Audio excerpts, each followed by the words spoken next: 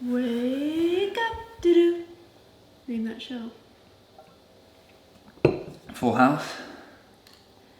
I'm the best.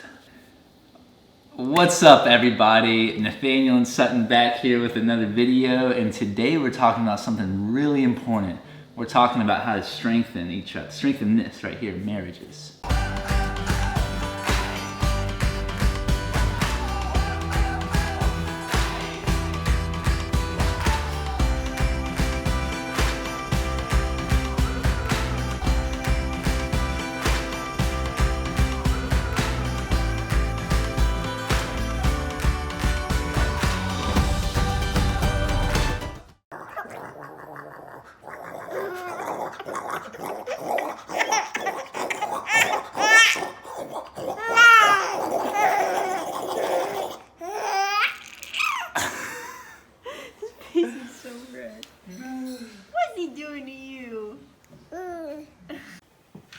Mr. Sneaky thinks he's hiding something.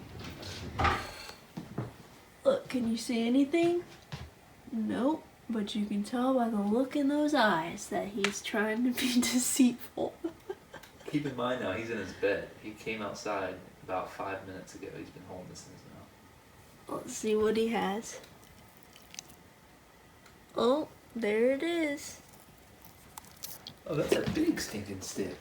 This is what he How was that in there? This is what he had in his mouth. Sorry, buddy. You busted. You don't get it. Hi, we are back at the pool. This is where our very first home video ever was, I think. Really? Yeah. Oh, wow. And now we got little Oak with us. His first time at his grandparents' pool. It's a beautiful day in May 17th, I think. Sunny skies.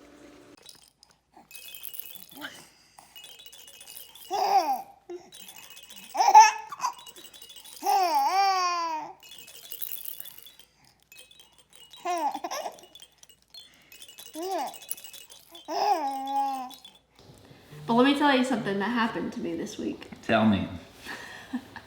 Just getting spontaneous on When me. we were thinking about ideas of what to talk about on video, this came up, and I told you this the other day on our walk, but I had this thought. I'm like, who are we to be talking to these people about marriage? Like, you know, we've been married for 3 years. What do we know? We've been in many fights. Yeah, it's like, what do we know, and who are we to be telling people like tips for a successful marriage? But then I'm thinking about it. I'm like, you know what? I think that's Satan talking to me, telling me that we're not good enough, or we don't know enough, or we haven't been married long enough. Mm-hmm. But then I was reading some comments on our videos, and some of you guys are so nice, and people are saying like, you know, that this has impacted them, some of the things that videos we've made, and that's our prayer for this whole channel, is that we impact people, and even if it's one person, it's worth it. So here we go. Yeah, it's very true, you know. A lot of times it's easy to think, oh, what do we really have to offer the world? But the truth is, we all have something to offer the world, and I believe that me and Sutton have some pretty good ideas of how to strengthen your marriage, how to have a happier marriage. Not that we know it all, but I think we got some things down, right? I like to think so. You look pretty. Thank you. Are you just giving an example? That leads us to our first way to strengthen your marriage. I wasn't just saying that. You do look pretty. But how does that make you feel? Good. So tip number one is to compliment and show appreciation towards one another. It's amazing how that might be your biggest bang for your buck right there, because think about how quickly or how much time and energy does it take to just simply say a compliment to your spouse, or to show that you appreciate them, and how much can that do for your relationship? It's pretty amazing.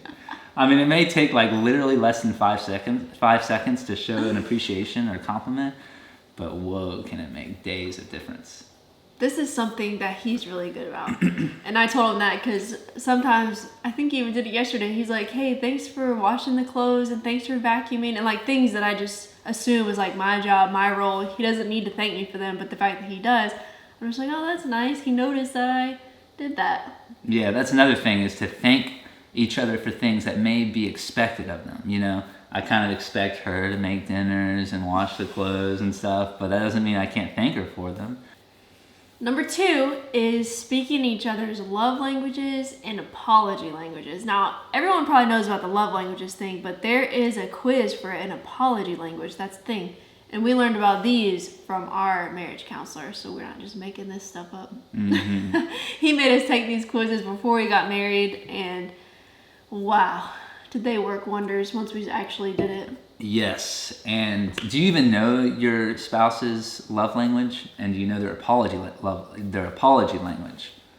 It's very important to know them and to do them. For example, her apology language is that she needs me to show regret for what I did when I apologize. I can't just say immediately, I'm sorry. I have to say, man, I wish I would not have done that. Or that was so stupid. I gotta show some sign of regret for her to really move on with her life. You're supposed to be telling it like it's a good thing. You're saying it like it's so bad. Step number 3 is learning how to argue, because you will have arguments, guaranteed. And it's very important to not get so caught up on who's right or who's wrong, but more importantly, it's to focus on whose feelings were hurt, to acknowledge that the other person's feelings were hurt. That is what is important, right? What's so funny? You say this like I've like taught you. I feel like you're like some trained dog or something. I am, I mean, practically. But this was your thing. You made this one up. But I think it's really important. So like, say if Sutton comes to me and she gets so mad, what's something that you get mad at me for? Not paying attention to Oakland. Oh. That one makes you sound pretty bad. Okay, so say she gets mad that I don't even know if I can use those words, not paying attention to Oakland, because I feel like I'm always paying attention. Okay, how about this? Not catering to his crying. Okay, so she wants me to cater to his crying. So I will happily admit that I don't cater to all of his crying. And so rather figuring out who's right or wrong, should I cater to his crying or should I not? More importantly, when it really hurts her feelings that I don't cater to his crying, it's important to recognize that her feelings were hurt.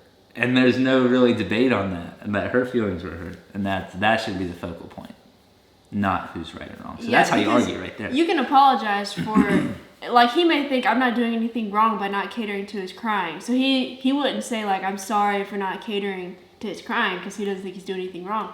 But what he can apologize for at the very least is the fact that it hurts my feelings. Yeah. The 4th thing is that if you don't have time in your week for a date night, you make time to at least just talk to each other. And we do this by going on a walk in the evenings. Like, people think he works from home, so you just get to see each other all day long. Which, yes, he's like in my line of sight, but we're not really talking because he's editing videos, so I can't talk to him. So in the evening time, we'll go on a walk, and then we get to talk to each other. Yeah, but I think even more importantly is really trying to make time for a date night, you know, quality time, love language. Yes. Hers. And last but certainly not least, tip number 5 is to pray for each other. How important is that? Very. And do we mean like pray for each other like with each other or pray for each other without each other? Without each other. Yeah, I think both is really good. But yeah, definitely when they're not there, there's something about it. Just give it a shot, you know? I just got this book, actually sitting right here. It's called The Power of a Praying Wife. And it's really good. I haven't gotten far in it, but it's really good. You should read it. Yeah, and so what kind of things could people pray about for their spouse? Oh, one thing that this book says is that if there's something that you want them to change about, you should not be trying to change your spouse. You should let God do the change if he wants the change to happen. So, I mean, an example, let's say, I'll just make one up. Let's say he's lazy. And I don't want him to be lazy. I want him to work and I want him to try really hard. I don't go to him and be like, hey, you're lazy. You know, I would go to God and say, God, please change his heart and change his mindset and give him drive and ambition and, you know, let him work really hard at his job. And I keep praying that. and then God will change his heart. Amen. What's another one? Another example for prayer. Well, one thing that I do, I may be a little obsessed with it, but I pray for her safety like it's like a part-time job. I don't know if I just like every time she goes somewhere, I pray for her, and just for God to keep her safe and protected, and also I pray for just how thankful I am for her. So yeah. One time I was going somewhere, I was leaving the house and I went in the garage and I get in my car and I forgot something. I'm like looking for my wallet or something and I realized I don't have it. So I come back in, and when I left, he was in the kitchen, and I come back in and he's like jumping up really fast from the couch, and I was like, what are you doing? And he was like, nothing. And tell him what you were doing. I was praying for her. He says that that's his spot over there.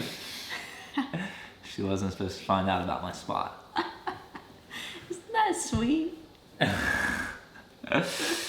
So there it is, guys. I really think if you're having a marriage that's struggling or you just want a better marriage, give these 5 tips a chance. And I have a feeling it might really radically change your relationship. All right, there it is. If you guys like this video and want some more of it, subscribe to our channel, and more is on the way. Oh, also, if you have any topic ideas for us, things we could talk about, let us know. Yeah, anything. What do you guys want to see us talk about? All right. Glasses on, the things that you don't see. Yeah.